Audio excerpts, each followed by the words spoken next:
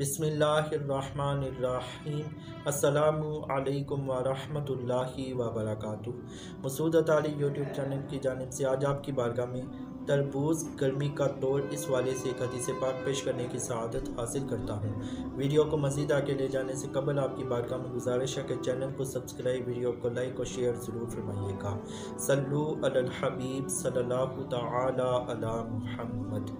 حضرت عائشہ رضی اللہ تعالی عنہ فرماتی ہیں کہ نبی کریم رؤوف الرحیم صلی اللہ علیہ وآلہ وسلم تربوز کو تر کھجور کے ساتھ ملا کر کھایا کرتے تھے اور فرمایا کرتے تھے، ہم کھجور کی گرمی کو تربوز کی ٹھنڈک سے اور تربوز کی ٹھنڈک کو کھجور کی گرمی سے توڑتے ہیں۔